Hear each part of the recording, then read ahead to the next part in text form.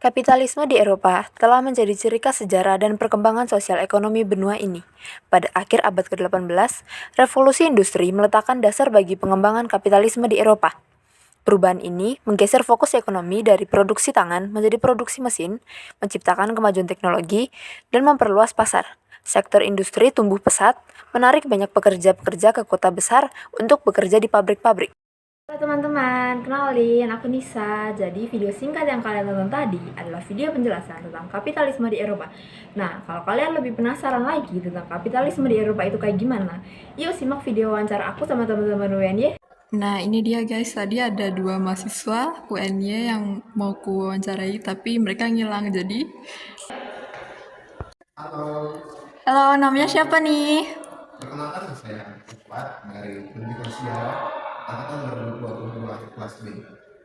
Saya Muhammad Gazi dari Pendidikan Sejarah juga angkatan 2022 kelas B.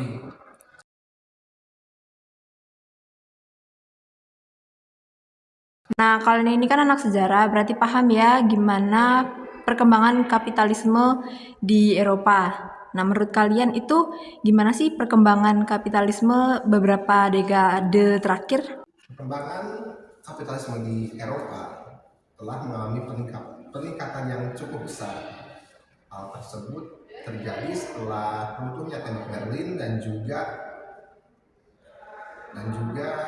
integrasi ekonomi Uni Eropa, di mana keadaan itu menyebabkan semakin terbukanya pasar dan juga semakin banyaknya pasar dunia. Akibatnya terjadi peningkatan aliran modal dan juga pertumbuhan ekonomi yang stabil di sebagian besar negara Eropa. Dan selain itu, perkembangan kapitalisme di Eropa itu juga disebabkan oleh kemajuan teknologi dan kebijakan finansial, sehingga kapitalisme di Eropa itu juga sudah mengglobal dan menguasai di berbagai negara di benua lainnya, misalnya di Asia atau di Afrika. Dari kapitalisme itu kan pastinya ada dampak negatifnya ya. Menurut kalian apa sih konsekuensi buruk dari perkembangan kapitalisme di Eropa itu?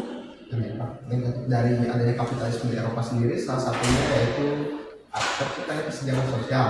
Salah satu sebagian populasi itu mendapatkan peningkatan ekonomi, sementara sebagian yang lain itu tidak. Dan itu cukup berpengaruh terhadap keadaan ekonomi masyarakat yang ada di Eropa.